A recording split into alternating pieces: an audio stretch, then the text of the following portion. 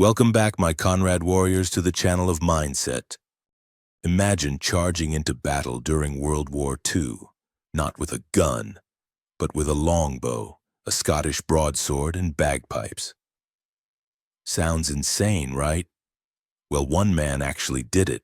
This is the unbelievable true story of Jack Churchill, a British officer, archer, swordsman, and all-around legend.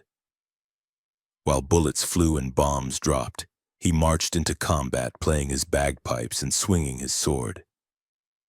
Not because he had to, but because he believed war should never be fought without style. In today's video, we uncover how one man's mindset turned the chaos of war into a stage for courage, tradition, and defiance. You're about to meet a soldier like no other, the last man to fight a war with a longbow. Let's dive in. Today we'll explore what mindset really is and why it matters more than talent. The difference between a fixed and growth mindset. How discipline, not motivation, is the key to consistency. Practical strategies to build both a strong mindset and daily discipline. And how mastering these two can transform your personal and professional life. So if you're ready to level up your habits, overcome procrastination, and stay focused on your goals, this video is for you. Here are Jack Churchill's top 7 codes of practice. Number 1. Any officer who goes into action without his sword is improperly dressed. This teaches that you must be mentally and emotionally equipped before facing challenges. It's not just about literal weapons, it's about being prepared.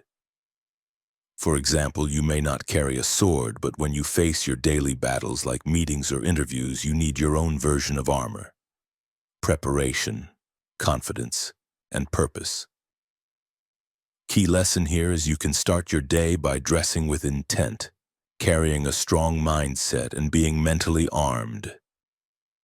Let me share with you a classic traditional story around this code of dressing well. The Weaver and the King's Thread. Long ago, in a small village, there lived a humble weaver named Arjan. He was known for his beautiful fabrics, but he dressed in old, worn clothes. Every morning, he would go to his workshop with dust on his shoulders and frayed hems on his tunic. One day, a messenger from the royal palace arrived. The king seeks a master weaver to create his coronation robe. He has heard of your skill and wishes to see you. Arjan was honored but said, "My work speaks for itself. Let the king see my craft, not my clothes." He went to the palace in his usual worn attire, with threads dangling from his sleeves. When he arrived, the guards looked at him skeptically. The court advisor whispered to the king, "Is this the man you summoned? He does not look like someone worthy of royal work." The king examined Arjan, then gently said, "Skill is indeed valuable. But how you present yourself is the first stitch in the fabric of your reputation." He gave Arjan a second chance and said, "Come back tomorrow, prepared in every way." That night, Arjan cleaned himself, dressed in a simple but sharp outfit, and carried his tools with pride. When he returned, he was welcomed with respect. He wove the finest robe the kingdom had ever seen and was named Royal Weaver. Moral of the story: your talents matter, but how you present yourself opens the door. Dressing well for work is a sign of respect, for others and for yourself. Dress every day to work as if you are going to a wedding. Number 2, I object on principle to doing by legislation what properly belongs to human good feeling and charity. Churchill is saying that acts of kindness, compassion, and care should come from the heart, not because the law demands them. When generosity is forced, it loses its sincerity and power. True charity should be voluntary, guided by human empathy and conscience, not regulation. For example, you might see someone struggling, like a neighbor who's sick or a co-worker dealing with personal issues. You don't need a rule or policy to tell you to help. Instead of waiting for someone else to act, you step up with empathy. Maybe you bring food, offer a ride, or just listen. Here are 6 key tips on how we can implement this code of Churchill's into our daily lives. Lead by example. Practice generosity, honesty, and fairness in your everyday actions. Be the person who does the right thing without needing a rulebook. Cultivate inner ethics, develop a strong personal code of values. Reflect often on why you choose to help others or act fairly, not because you have to, but because you want to. Encourage voluntary kindness. Inspire others to give, support, or volunteer, not through guilt or obligation, but through empathy and shared humanity. Balance law and morality. Recognize that laws can provide structure, but real change often comes from culture, character, and compassion. Support grassroots initiatives. Back local charities, mutual aid groups, or personal efforts where people are helping each other directly. Practice daily charity acts of kindness. Don't need to be grand.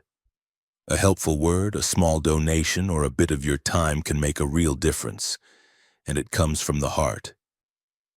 My Conrad warriors, the lesson here: you can choose to act with compassion because it's the right thing to do, not because someone made a rule about it. When kindness comes from the heart, it creates genuine human connection. Number 3. If it wasn't for those damn Yanks, we could have kept the war going another 10 years. This quote, though sarcastic, reminds us not to glorify struggle. Know when to let go of unnecessary battles and accept help. For example, you might find yourself clinging to stressful situations because chaos feels familiar, but growth often comes through unexpected help. You can embrace peace or change, even if it feels uncomfortable at first. Let me share a classic story with you around this quote of Churchill. The Farmer and the Golden Eggs, Aesop's fable. Once upon a time, a poor farmer lived in a small village with his wife. One morning, when he went to check on his hens, he found something astonishing. One of his hens had laid a golden egg. He couldn't believe his eyes. He rushed to the town market, and sure enough, the egg was pure gold. He sold it for a large amount of money. Each day after that, the hen laid one golden egg, and soon the farmer became very rich. But as his wealth grew, so did his greed. One day he said to his wife, "Why should we wait every day for just one egg? The hen must be full of gold. Let's cut her open and take it all at once." So they killed the hen. But when they opened her up, there was nothing inside, no gold, no eggs. And the hen, of course, would never lay another egg again. They had destroyed the very source of their fortune out of greed. Moral of the story: greed can destroy the good things you already have. Patience and gratitude bring lasting rewards. You can take this moment to pause and reflect. Ask yourself, what brings me fulfillment without chaos? Instead of seeking the next battle, you can learn to find joy in calm, purpose in growth, and peace in being present. Be grateful for what you have in your life and learn to cherish and appreciate it. Number 4. People are less likely to shoot at you if you're playing the bagpipes. This shows that unexpected kindness, confidence, or uniqueness can protect you and disarm aggression. This quote, humorous on the surface, reveals a deeper truth. When you do something completely unexpected, bold, or disarming, even in hostile situations, it can catch people off guard and reduce conflict. Churchill literally marched into battle playing bagpipes, and in many cases, enemies hesitated because it was so surprising. For example, you can diffuse conflict with calmness or creativity, whether it's humor during a tense conversation or kindness during a disagreement. The key lesson here is that you can use an unexpected positive response to shift the energy of a room or argument. Here is 4 key tips on how to apply this code with the right mindset and discipline. 1. Stand out by being unconventional. In a crowded world, doing something different or unexpected can make you memorable and disarm potential opposition or competition. Example. In business, marketing, or social situations, being authentically yourself or using creative approaches can reduce resistance. 2. Disarm with confidence and boldness. Just like loud bagpipes might stop someone mid-action, bold confidence can diffuse tension or make people think twice before challenging you. It's about owning your uniqueness and not being afraid to express it. 3. Use humor and lightheartedness to diffuse conflict. Playing bagpipes in a tense situation could be seen as absurd, causing laughter or confusion instead of aggression. In real life, using humor or unexpected kindness can often calm hostile situations. 4. Grab attention to shift. Focus when you want to steer people's attention away from confrontation or redirect a negative situation. Something surprising or unusual can help. Think of it as a distraction tactic used positively. My Conrad warriors, you can break the pattern of conflict by choosing creativity over confrontation. When you respond in unexpected, peaceful ways, people often pause, and that moment of pause can change everything. Number 5. You have to go out of your mind to come to your senses. Growth often feels chaotic at first. Stepping into the unknown is necessary to reach new understanding or peace. Sometimes, to truly understand yourself or gain clarity, you need to step outside your usual thinking patterns, even if that means feeling a bit crazy or overwhelmed at first. It's about breaking free from limiting beliefs, routines, or conventional logic to see the bigger picture and reconnect with deeper wisdom. In other words, a kind of mental chaos or disruption can lead to greater insight and awareness. For example, you may feel lost when breaking out of routine or chasing your dream, but that discomfort leads to clarity and growth. The key lesson here: you can allow yourself to step outside norms to discover what truly matters to you. Here are 4 key tips on how to apply this. Challenge your usual thoughts. Don't be afraid to question what you've always believed. Embrace discomfort. Growth often happens when you're out of your comfort zone. Practice mindfulness or meditation. These help you step back and observe your mind from outside. Seek new experiences. They can shake up your mental habits and open fresh perspectives. My fellow Conrad warriors, you can discover through that bold move a clearer sense of who you are and what you truly value. Sometimes stepping outside of what's normal is exactly how you find peace, purpose, or a fresh start. Number 6, I fight for the thrill of it. Enjoy the process, not just the outcome. True growth happens when you learn to love the challenge. This quote reflects Churchill's love for challenge, danger, and pushing limits. It means that some people don't just endure struggle, they thrive on it. The fight symbolizes not just literal combat, but any challenge in life. It suggests that excitement, growth, and meaning can often be found within the struggle, not after it. It reflects a warrior spirit or a drive fueled by adrenaline, courage, and a love of testing oneself. Modern business example. The startup founder who thrives on challenge. Meet Aisha, the founder of a tech startup in the competitive world of app development. Every day she faces fierce competition, tight deadlines, and the constant pressure to innovate. Instead of fearing failure or the stress of the market, Aisha says, "I fight for the thrill of it." She loves the challenge of pitching to investors, navigating setbacks, and outsmarting competitors. For her, each obstacle is an exciting puzzle to solve, not a roadblock. This mindset keeps her motivated through long nights and tough decisions. The thrill of building something new and the adrenaline rush of overcoming challenges fuels her drive to succeed. Embracing the thrill of the challenge can transform stress and pressure into motivation and passion. When you fight for the thrill, Obstacles become opportunities to grow stronger and smarter. Here are 8 tips to embrace the thrill of the fight shift. Your mindset to see challenges as excitement. Instead of fearing problems, train yourself to view them as thrilling puzzles or opportunities to prove yourself. Set bold, stretch goals.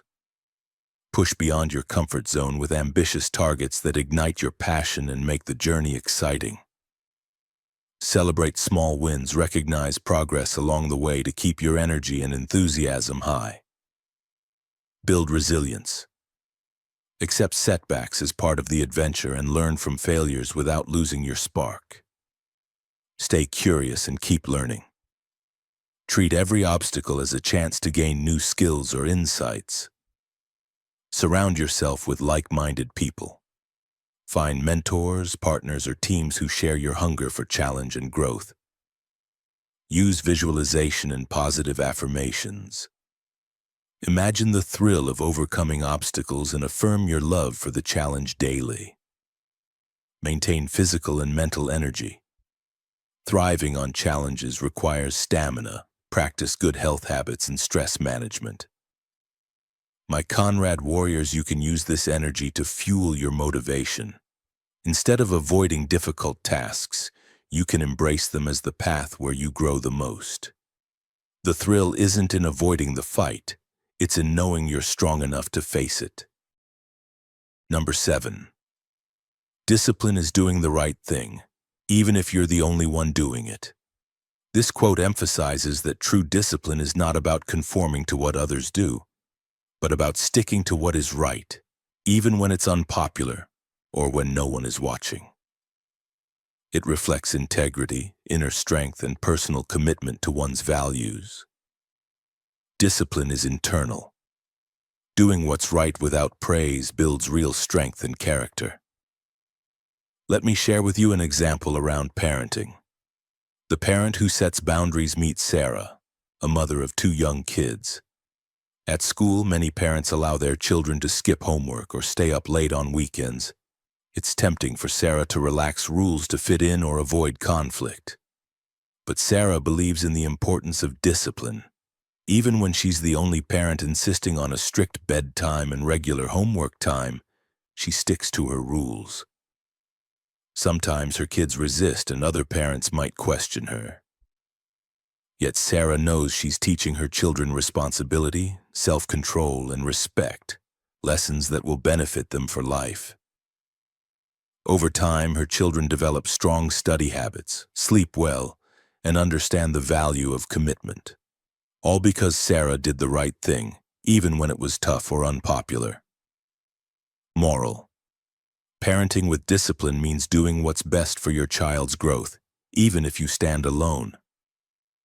Here are 5 key tips on how to implement this mindset. Stick to your routines and habits even when it's tough or unpopular. Make choices aligned with your long-term goals, not just short-term comfort. Be a leader by example. Your discipline can inspire others. Build self-trust by honoring your commitments to yourself daily.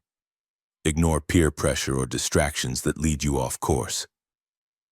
My Conrad warriors, doing the right thing consistently even when no one is looking, builds character, trust, and leadership opportunities over time. In summary, my Conrad warriors, Jack Churchill wasn't just a soldier. He was a force of nature. His mindset teaches us that courage, discipline, and a touch of individuality can change the game.